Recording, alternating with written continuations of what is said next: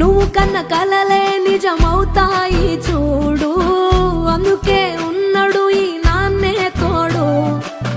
దశరథ మహారాజే నాన్నై పుట్టాడు, నువ్వు రాముడంత ఎదగరనేడు.